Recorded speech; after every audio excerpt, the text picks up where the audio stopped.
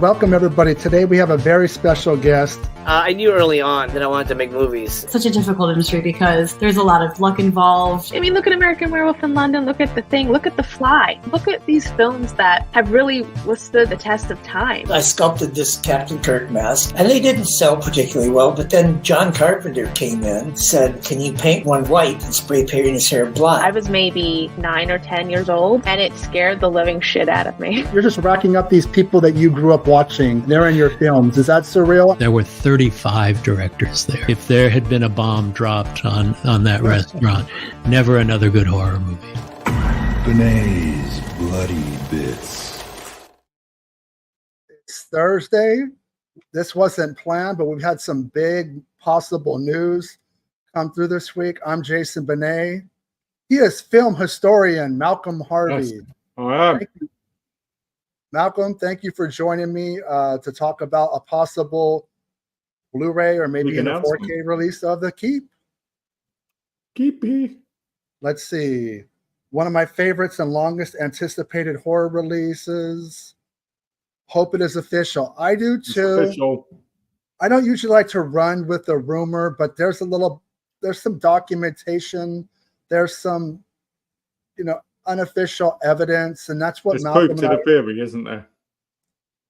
Yeah, I don't usually like to go off of no information, but we're gonna jump into what has shown up on the internet in the last 3 days. It's Okay. Let's just get to it. There's no reason to wait. Okay.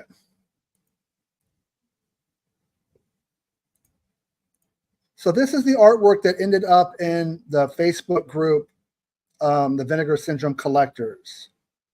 Not the best looking artwork in the world, but if you look at the bottom, it says Michael Mann's The Keep, VHS case cover art, $900. Michael Mann's The Keep Blu-ray cover art, $1,000. Now those prices could possibly be what the artist is getting paid to do. Yeah. $900 for the VHS, $1,000 for the Blu-ray. And that's your buddy, Molasar, the creature from the film.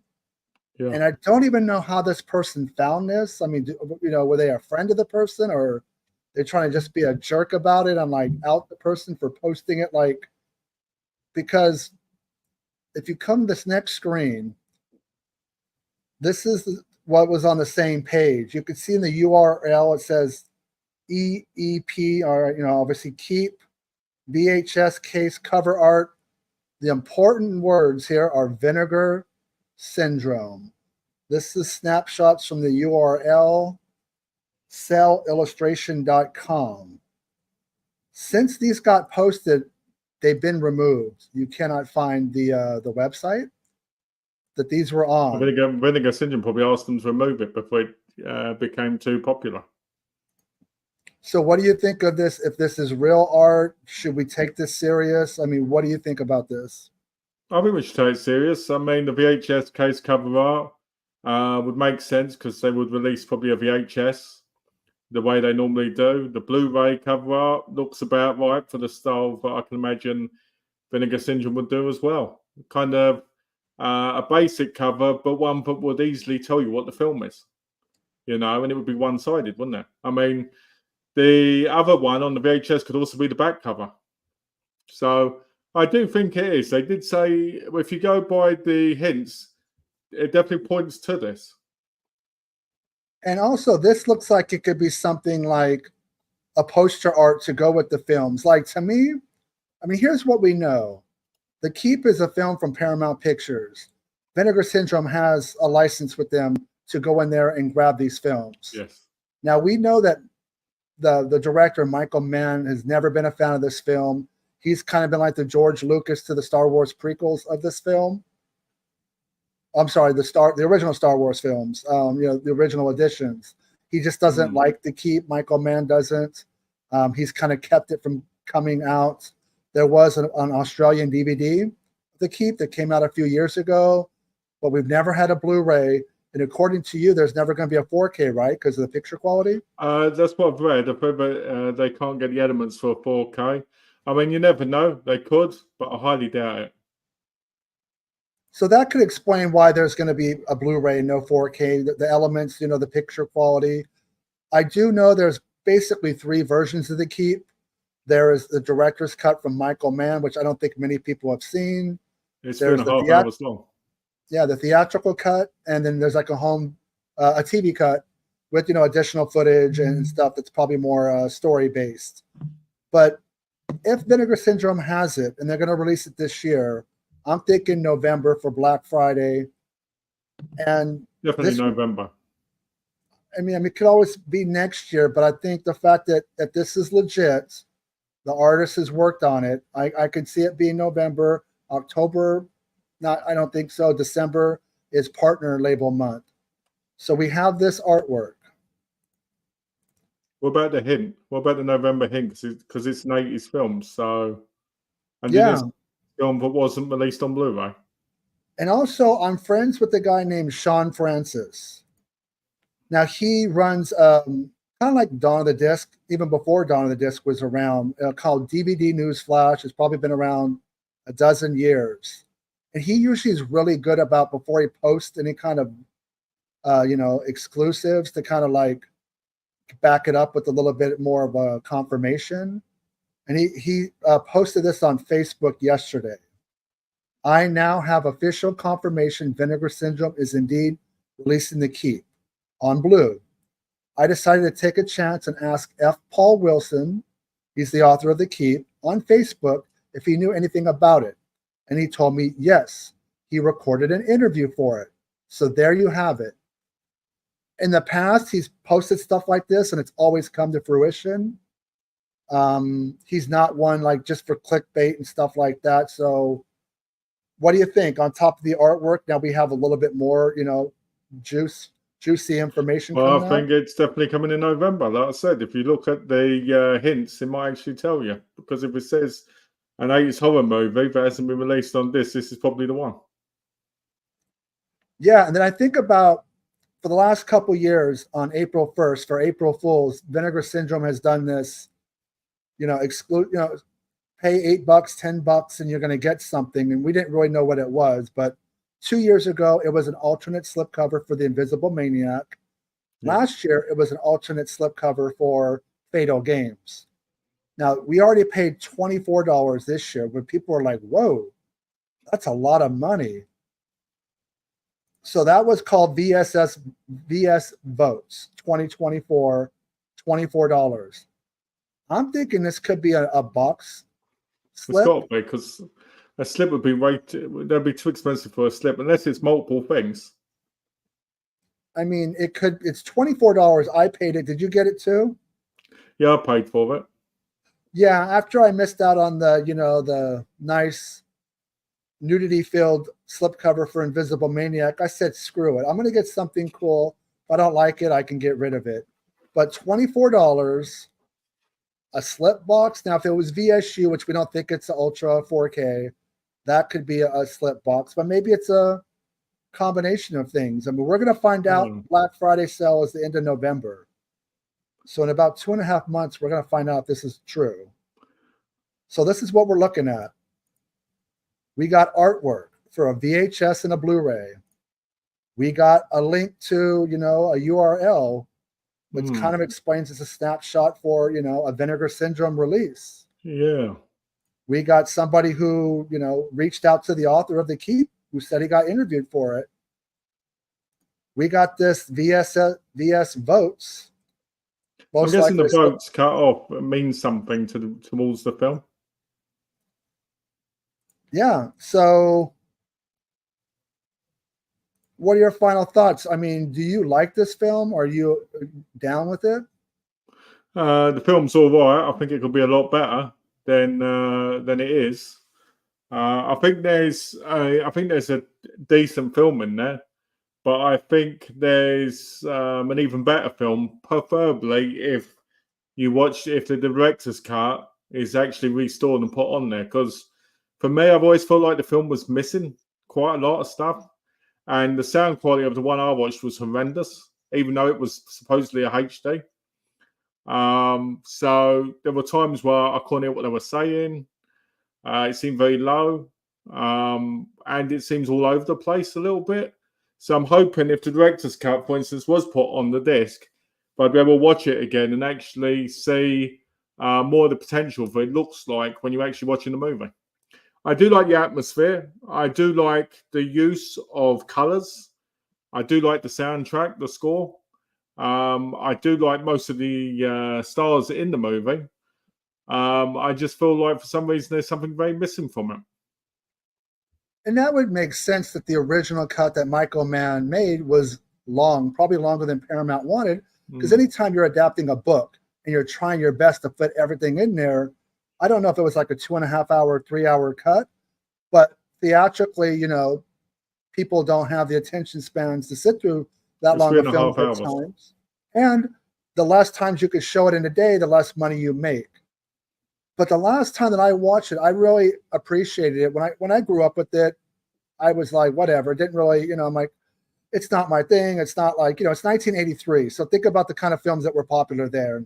This, you know, story of Nazis unearthing this Molosar, this creature, you know, this ancient evil, and, you know, them having to look to like a Jewish historian. So I think as a kid, that didn't click with me.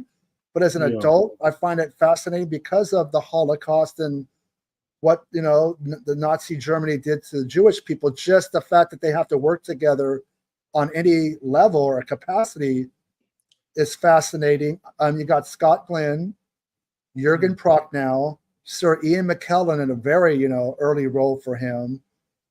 I think it is style over substance, and I'm okay with that because I'm a visual kind of person in general. Yeah. You said the score was great. That's Tangerine Dream. A lot of people love the scores that they've done in films. And like I told you before, I was tempted to pick up that DVD that came out a few years ago, but something told me, well, if a DVD could come out, granted, in Australia, I want a Blu-ray. And normally I think Vinegar Syndrome would want to get out in front of the story if it were true. If it was like Thriller, where Synapse was putting out their version and then, well, we also have ours. I think they're just like, well, we're a couple weeks away from doing a flash pre-order on the Black Friday titles. I think that might be like a time to go, okay, we're going to give you 3 of the 5 films. 2 of them are going to remain, you know, you're not going to know until the they always do. I'm fine with the Blu-ray. I know that a lot of people are like, why is everybody making a big deal about this film? But, you know, a lot of people like it. A lot of people don't, and that's okay. Will it play in USA? I'm thinking he's talking about the DVD, Australian. I think so. Well, if you got region all DVD player, yeah, if you're all region, you should be fine. But I really think this is a case of, you know, if we go back to the Blu-ray anyway, because it's been released in America. So if you got a Blu-ray player, yeah, and I don't know like the contract, like how Michael Mann like has so much say, because he's been very vocal. Even like if you watch a Q&A with him at a film festival and the Keep comes up, he's just not a fan. I'm not sure if it's because it was cut down. He does love making his long films. New Vinegar Syndrome would be Region 1, yeah. Vinegar Syndrome's really good about that. Region A, wouldn't it? If it was Blu-ray, it'd be Region A. It could be regional. Yeah. So you just recently watched it, Malcolm, as like a refresher? Yeah, as a refresher, I recently watched it today. I watched it this morning again because I wanted a refresher because there were bits I remembered from it, but there wasn't, and there was bits of missing, obviously, because I'd seen it probably like, maybe on VHS. Yeah, I was. At first, I wasn't going to do a video on it, and then more evidence, more stuff started coming up, and I'm like, look, it might come out later on that I look like a fool to do this video, and it's like, nope, they never had, you know, the rights to it or whatever. But I think they have it. And while we're talking about Vinegar Syndrome in October and November, I think Vinegar Syndrome came in at the last minute and also got the rights for Iced and took it away. And I think they got that from TerraVision. I know the word was they were talking to the producers or directors about getting it. And I really think that Vinegar Syndrome swooped in and got Iced. If you look at the tease for I think it's October. It's very vague, but it's like just like a much requested movie on Blu-ray. And I don't know if that was, I don't think it was shot on video, so I don't think it would be part of the Gosser video, but I can see it being a standalone, just a mainline title. I can see him doing that. Hopefully on the back it says Ice Ice Baby, says like Screw You Television. Yeah, and people have to remember, this is the 1-2 punch. This is coming up October, November.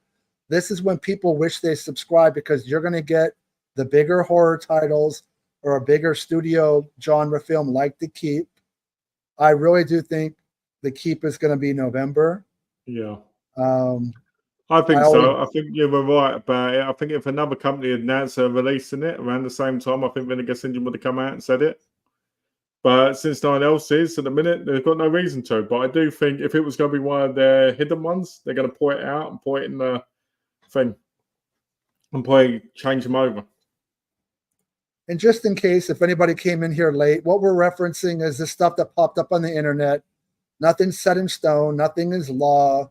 But we got a Michael Mann's The Keep VHS artwork, Blu-ray artwork, a URL that breaks down. It's from Vinegar Syndrome. We got somebody who reached out to F. Paul Wilson, the author of The Keep. He confirmed he got interviewed for a Blu-ray, not a 4K UHD. And the VS votes from April 1st, April Fool's joke, $24. What could we possibly have spent our money on? And yeah, man, I just want to come on here and do a fairly quick video. Yeah. I don't want to go on too long. Anything else that you want to talk about this film? No, man, I like the way the what's his name? The monster. What's his actual name? Who? The monster in the movie. Oh, Molasar, which, okay, if you look at this background here, there's a very young Michael Mann. There's Molasar and Nick Mahey, or Maley, M-A-L-E-Y. He was pretty hot at the time. He worked on this film. He jumped over to Life Force and did the effects for the Toby Hooper film. He's British, so these films were like British productions. So it made sense that they hired somebody who was local.